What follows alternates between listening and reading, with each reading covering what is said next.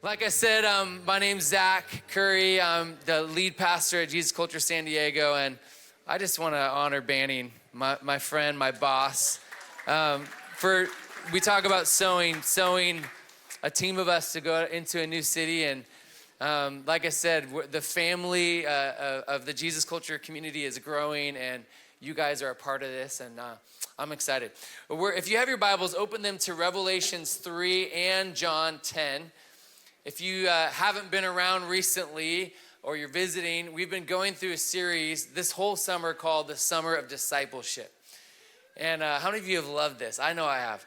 And the reason we're going after this is summer is awesome. You have vacation, a little change of pace. But we as a team, we're looking at this reality that we don't want to just take a break or kind of kick back. We want to go deeper. And this summer, we're going after what does it look like to be a disciple of Jesus?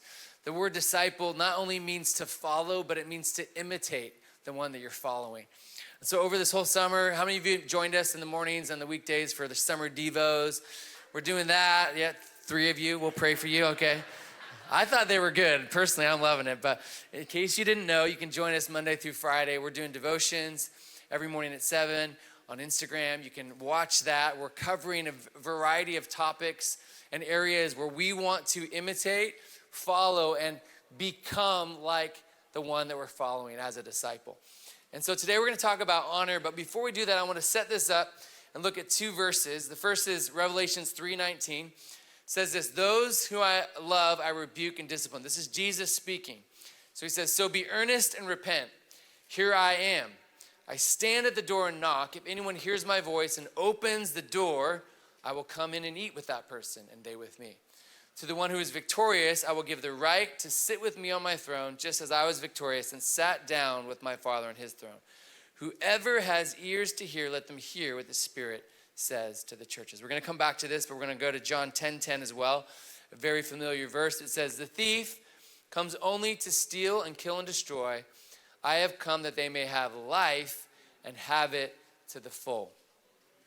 Discipleship, like I said, is following, imitating the one that the rabbi, the teacher, the one that we want to be like. But in the early church, there was another phrase that was used to describe followers of Jesus, and they called them the people of the way, or the way.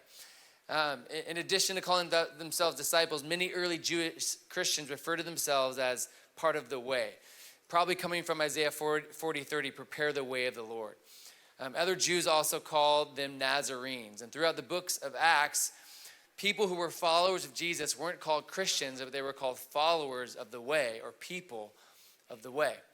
We look at these 2 passages in Revelations 3 and John 10, we see a way that Jesus is inviting us into, so much so that it gives us this picture. Jesus says, "I'm knocking on your door," saying, "Hey, will you open up?"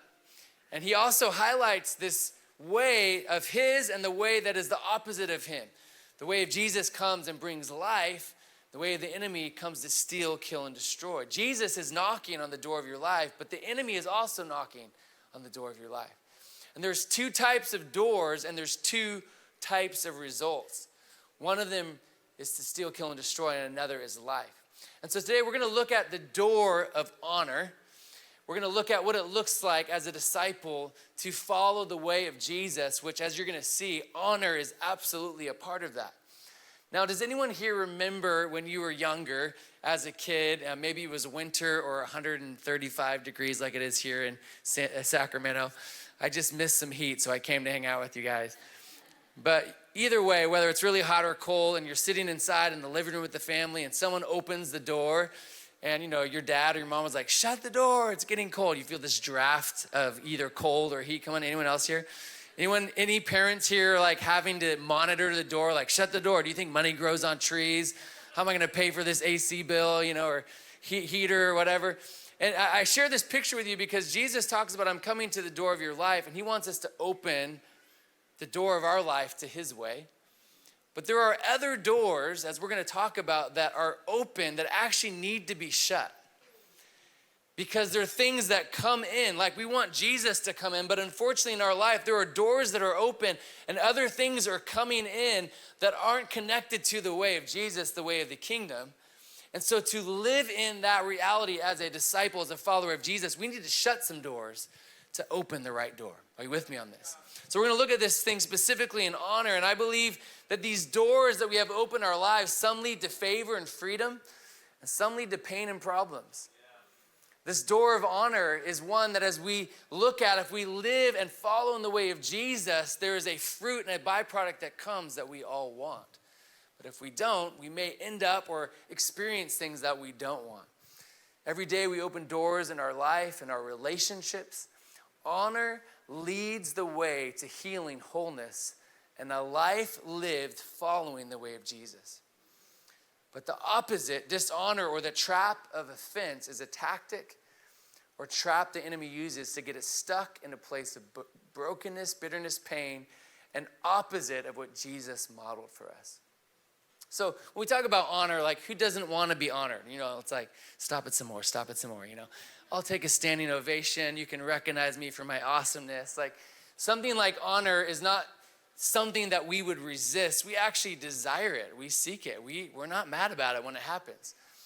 But the way of the kingdom and the way that honor happens in our life and the way of Jesus in the kingdom is not the same way it happens in contrast to the world. The world, honor just means high respect or great esteem. We like that. It's like, esteem me. Like, I'll take that. But the way of the kingdom is backwards. Jesus said this, or it says this, Paul said this in Romans 12:9. Love must be sincere, hate what's evil, do what's good. Be devoted to one another in love, honor one another above yourselves. Never be lacking in zeal, but keep your spiritual fervor serving the Lord. Do you know that in the kingdom and the way of Jesus, honor is more often given first than received? Honor is the way of a disciple of Jesus, but it requires humility.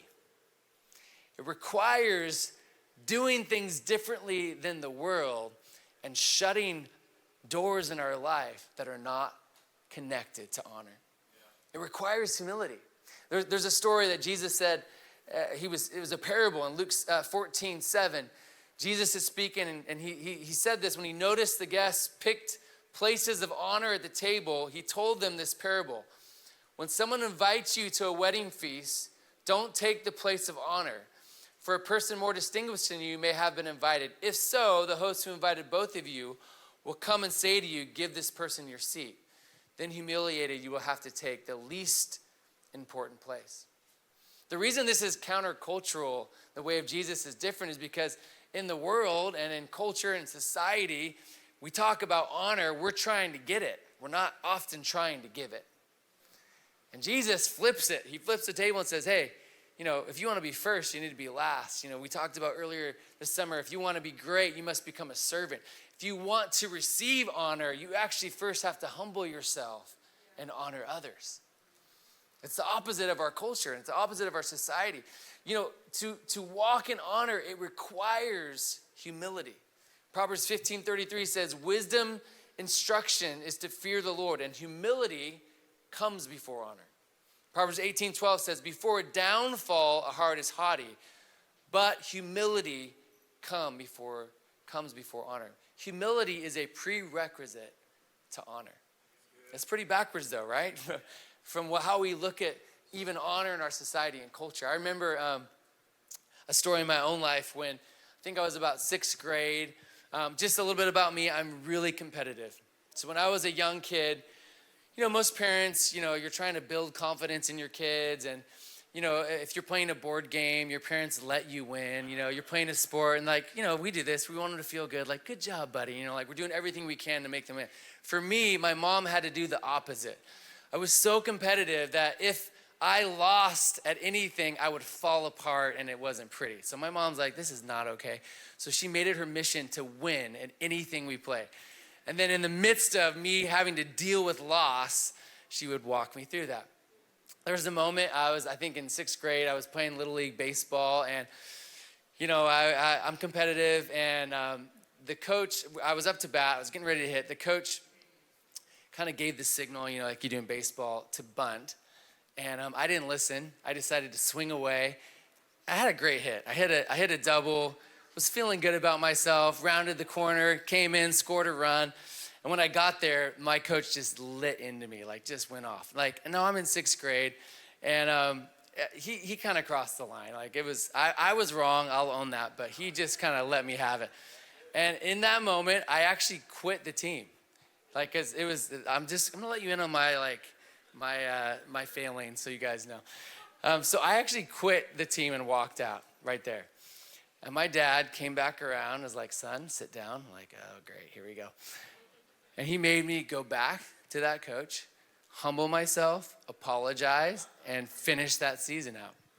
I share this with you because, in the moment, I felt justified. I was wrong, but I felt justified. Not only did I not walk in humility, but I didn't walk in honor. And I'm so thankful for that moment because as humiliating and humbling as it was, it marked something in my life. And we have these moments where we want honor, we don't want to give it, and we don't like the path that is required to get there. I share this with you because in our life, something that as we're going to see the byproducts of what honor brings, like we have to look at how does Jesus invite us to walk in this. It requires humility. 1 Peter 5:5 says, all of you clothe yourselves in humility towards one another because God opposes the proud, but shows favor to the humble. Humble yourselves, therefore, under God's mighty hand, that he may lift you up in due time. Cast your anxiety on him because he cares for you. Be alert and of sober mind because your enemy, the devil, prowls around like a roaring lion looking for someone to devour. Resist him. Stand firm in the faith because you know the family of believers throughout the world is undergoing the same kind of suffering. Clothe yourselves in humility. Humble yourselves. Then you'll be lifted up. Honor. The way you get there is starting with humility. But it also points to this other fact that your enemy, the enemy of our soul, is prowling, looking. So back to open doors in our life. If we're not careful, we open another door. Jesus is knocking, but there are doors that we've left open that are not connected to Jesus. In fact, they're connected to the enemy of our soul. And we're not powerless, but it's our choice to decide what we open and what we shut. So to create a culture of honor, it actually requires 3 things. The first is this: we honor God first. We can't honor others until we honor God. 2, then after, as we walk into this place of honor, we receive honor from God. Honor we didn't deserve, we didn't earn, we couldn't get in our own merits, but because as we honor him and we freely receive the honor, the love, the grace, the forgiveness, acceptance that he gives to us, we then can move to a place to honor other people. We actually honor other people not because they deserve it, but because we are honorable. We honor because we've received honor. We receive something from the one that we're honoring that now we give away to other people. We recognize where it comes from. We receive it and then we reciprocate it in our life. We're honorable people because the one we serve, the one we worship, the one that loves us is honorable. We have a book that we give, we call it our culture book, and it's for our staff and team, and it's different practices and values that describe what we want the culture that we're creating here, Jesus culture, that we want to create, we want to be a part of. And there's an excerpt that I want to read to you on the topic of honor. It says this: honor is not expected, it's given. We honor people because we're honorable, not because they earned it. We honor people because we are honorable, not because they earned it. The prerequisite or the requirement of honor in our life is not based on outward circumstances or people. It's based on who we are. It's based on the one that we serve, the one that we follow. I believe that we need honor now more than ever because honor is connected to the heart of God and the gospel.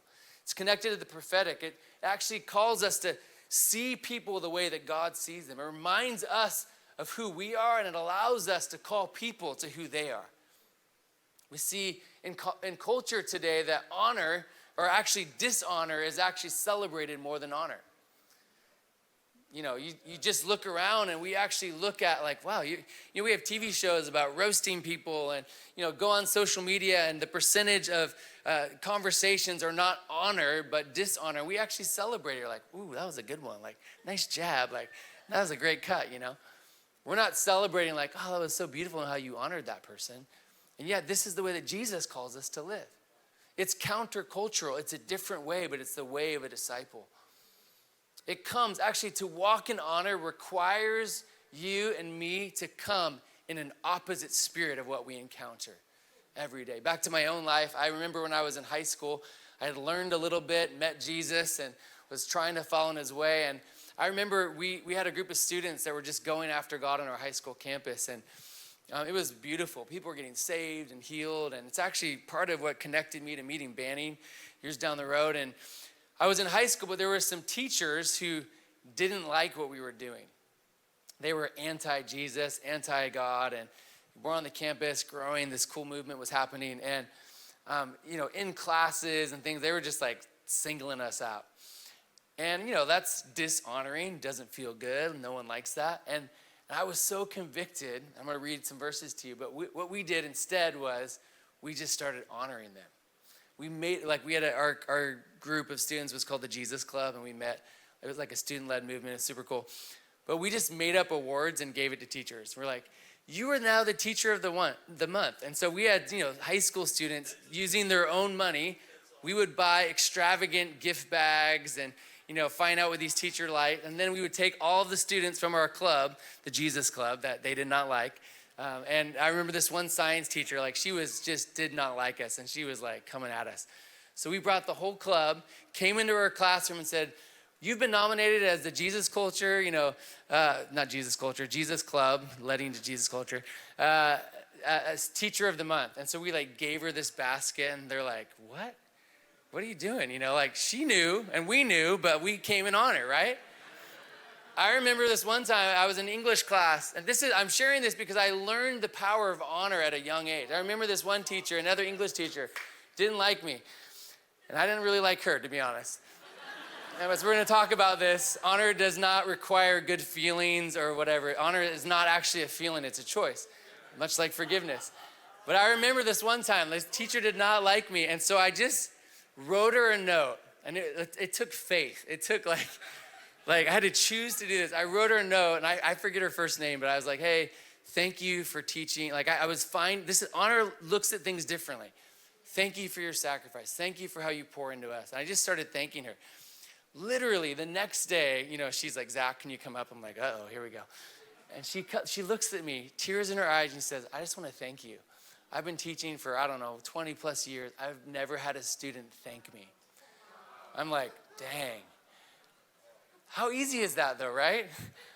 She was not making my life easy. I didn't like her. She didn't like me. But when you come into a place of honor, you shift things. This is the way of a disciple. It says this in Romans 12:20. To the contrary, if your enemy is hungry, feed him. If he's thirsty, give him something to drink. By doing so, you'll heap burning coals on his head. Now, this is not like a vindictive strategy. It's actually removing yourself as the judge and the one that brings justice, trusting God, doing it his way. And it lets conviction come and outside of you trying to control, make things happen. It mentions the same passage in Proverbs 25:21. There's actually a blessing with this that comes when we walk in the way of honor. Ephesians 6:10, this is the first commandment with a blessing out of the 10 commandments. It says this, children, obey your parents in the Lord, for this is right. Honor your father and mother, which is the first commandment with a promise, so that it may go well with you and that you may enjoy a long life on earth. I'm going to read a couple more of these promises, but we always start at the end. I would love a long life. I want to do well. I want peace and all that, but we miss the step to get there. It says, honor your father and mother. The byproduct and result that you may enjoy a long life and it may go well with you. Proverbs 3:9 says, honor the Lord with your wealth, with your first fruits and all your crops. Then your barns will be filled to overflowing. Your vats will brim over with new wine. Does anyone here have barns? Anyone have a barn here? A barn is actually there you go. If we see that hand. A barn is actually like your bank account. Again, we look at this we want our bank accounts to be filled to overflowing. We want all those things. We want the blessing. But what's the prerequisite? Honor the Lord with your wealth and with your first fruits. Are you seeing this trend? When we begin to line up in the way of Jesus, we honor and live the way he wants us to live, there is a byproduct that we want. There's blessing. But you can't get there without shutting one door and opening the right door. Opening the door to Jesus, opening the door to honor. I'll read one more promise to you. This is a good one. 1 Timothy 2, 1 through 2. Talking in reference to honoring leaders. This is a hard one for us. It says, I urge you then, first of all, that petitions, prayers, intercession, and thanksgiving be made for all people, for kings, those in authority, that we may live peaceful and quiet lives in godliness and holiness.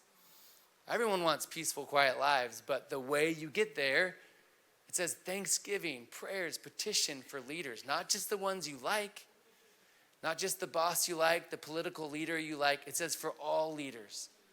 This is a position of authority. Here's the good news. You don't have to agree with them. You don't even have to like them. But if you want in your own life the byproduct, peaceful, quiet lives, godliness, goodness in your life, the way that you get there is honor. And we've missed this. This is, again, countercultural to society, even in the church. Like, we love to pick sides. And listen, you can have whatever topic, subject, and we line things up to Scripture, but the way we live is from a place of honor. Jesus modeled this to us. He's being beaten. He's being falsely accused. He's on the cross. He releases forgiveness to the very people that are doing that. Forgiveness and honor are connected. We honor in our relationships. You know, the goal is not agreement first, but connection. Relationships is probably the most central area that our honor is tested. I remember when I was early into, how many people here are married? Probably a lot of you. Yeah, this next thing is free for you. I'm going to share again my own shortcomings. But I remember early on, you know, I know many of you probably don't get in disagreements or arguments with your spouse, but just in case you do, this is for you to hold on for later. But I remember early on when my wife and I would, you know, argue or disagree, for me, the goal was to be right. You know, I'm competitive, like I mentioned, so I just want to win, you know. And I learned very quickly that even if I was right or won, or, you know, she agrees, you're right, Zach, I still would lose. Because in a relationship, if the goal is to win, to be right, to be justified, to, you know, whatever it is, it doesn't necessarily bring connection and the byproduct that we want to live in our relationships. I share this because for many of us, when we talk about the subject of honor, we've moved towards, you know, this is right or wrong, justice. We're not trying to throw that out, but the goal in our relationships is actually connection. Honor opens the door for that to happen.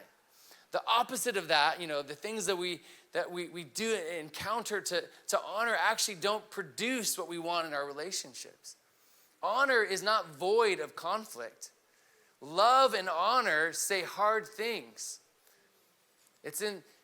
But the goal is connection. We just came out of a family situation in our own family where, you know, many people today would say, if you love me, you'll agree with me. If you do what I think you should do, then that means you love me. Actually, love and honor do its best work when you don't agree.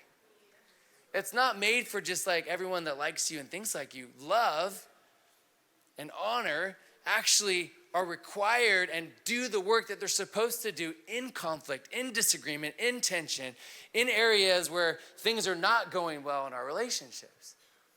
This is why we got to look at this thing of what is the way of Jesus and how do we live and walk this out. Most of the doors that are open in our life are in relationships. The doors that bring, you know, pain or heartache and things like that are connected to people. Like, it's the greatest gift and the greatest areas of pain and hardship. People and relationships, our interactions, our expectations, our disappointments, our disagreements, disconnect, differences. These are the things that open doors in our life. Doors that we may be letting something in that we don't want and actually causing us to not choose to let Jesus in. If we open the right door, we get the benefits and the results of that. If we open the door to Jesus, it's opening the door to honor, blessing, forgiveness, grace, talking to someone instead of ignoring them, assuming the best in people. When we open the door to the enemy, these are the doors we need to shut. but we have to recognize what they are, whether it's gossip, offense, slander, bitterness, jealousy, stuffing our hurt, assuming the worst in people. Keeping these doors open lead to passive aggressive coping, disconnect, hurt, broken relationships, toxic community, dishonor, and a culture and relationships that we may not really want to live in. If we're not careful in looking at the doors that are open in our life that we need to shut, something begins to creep in and it causes what I would call a spiritual sepsis. Let me read the definition of sepsis to you. It's spiritual and relational sepsis. Sepsis is the body's extreme response to an infection. It's a life-threatening medical expense or emergency. Sepsis happens when an infection you already have triggers a chain reaction through your body. And the way that it starts is often a small infection that grows into something larger. In our own family, when my wife had our third daughter, Ellie, the delivery was fine and everything looked great. And a few days later, she was having severe abdominal pain and they didn't know what was going on. So we had to go back to the hospital, and they discovered that she had, at some point during delivery, an infection had happened, and she had sepsis happening inside of her body. And if not caught, it would lead to death. The way that it happened was small and didn't seem significant, but it grew to the point that it was, seriously, where she was hospitalized. And the way that they fixed it was adding antibiotics. And she sat in there and they dealt with infection. They, to our illustration, shut the door of what was causing that infection, and then she got whole. And thankfully, she's doing fine. In our own life, it's often the small cuts or wounds or offenses or pains or jealousy or bitterness or unforgiveness that seem little. The door's just cracked a little bit. It's not that big of a deal. But if we're not careful, what comes in and what grows from that little thing is the things that take us out. So we got to shut those doors in our life, unforgiveness and dishonor, and open the door to the way of Jesus. Listen, Jesus wants to come in, and we have to open the door of honor and shut the counterfeit and opposite doors that the enemy wants to just crouch, like we read, like a lion to devour in your life. Listen, the good news is we have a choice.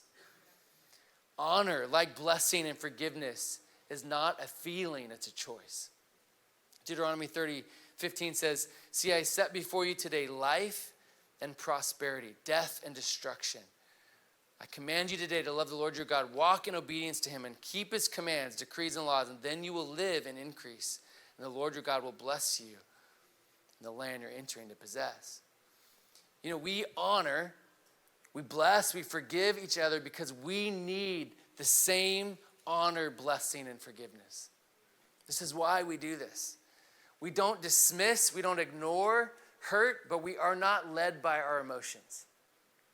This is one of the doors that we need to shut. If we let our emotions lead us, it gets us into trouble. Listen, there's nothing wrong with your emotions. Emotions are a gift from God. They just make horrible leaders. Don't let your emotions lead you. This is what will lead you to, you're mad, you're upset, you're feeling all the feels because something happened wrong to you, which was not right. We're not condoning that. But then it leads us or lies to us to justify that we don't have to walk in honor in that scenario.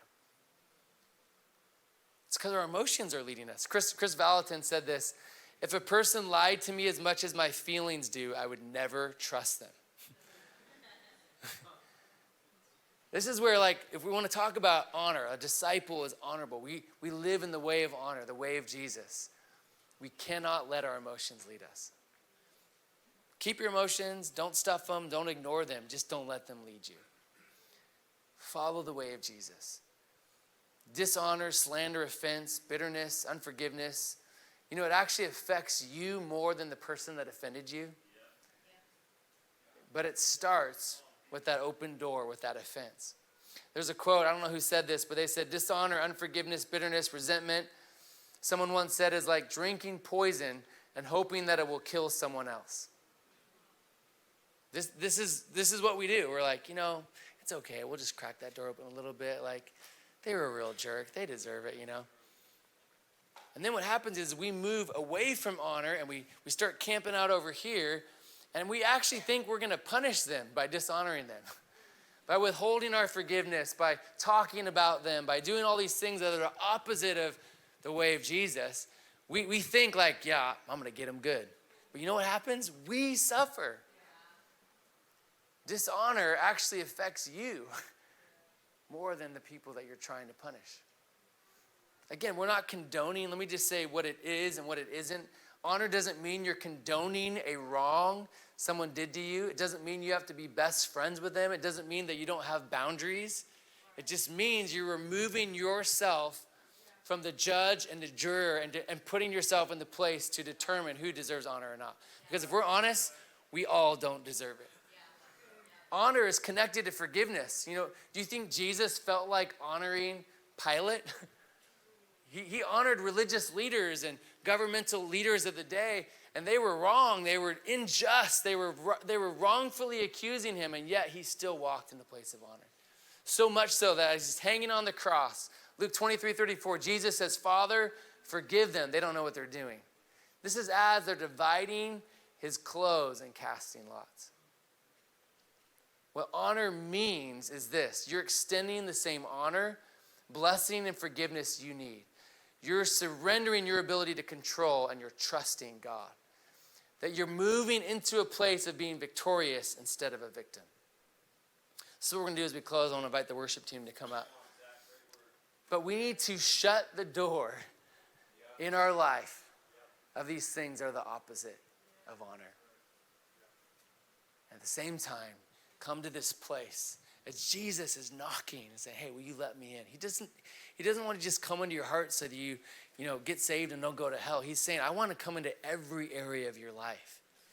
The painful places, the broken relationships, the areas that you've lost hope and you've been hurt, maybe taken advantage of, whatever those things are. That's not okay, but Jesus is saying, hey, don't go to the counterfeit. Come to me. Open your door to me. Shut the other doors and follow my way. The way of a disciple walks in honor.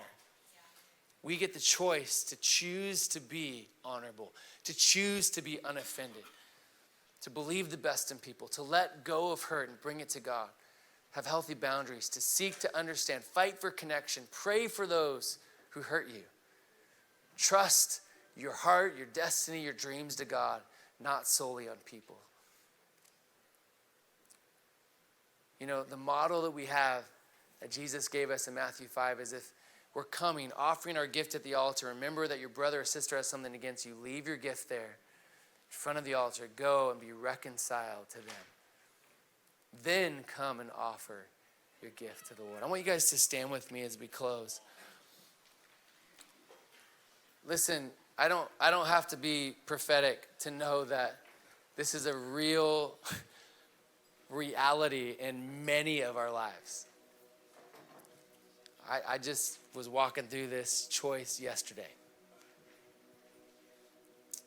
But the good news that I want to just remind you of and invite you into to the way of a disciple, the way of Jesus, is that it's not complicated. It's not easy. But the way that we walk in this place, we make sure we're opening the right doors in our life. And this is what I want to do as we close today. There's broken places in your life. There's areas that you have been dishonored. There are things that are unjust. There's real pain, real disappointment. Most of those are in our relationships. I want to invite you to this place where you open not just your life, you open the door in that situation to Jesus to come in. To Jesus. Teach me. I don't feel like honoring. I don't feel like forgiving, but I invite you to come into this place. I believe that even today, your circumstance may not change, but you will change. Your perspective will change. The grace that you have to not be torn apart by bitterness and unforgiveness and hurt. You don't have to hold on to that. You can let go of it. You can give it to him. You can actually honor the most dishonorable person.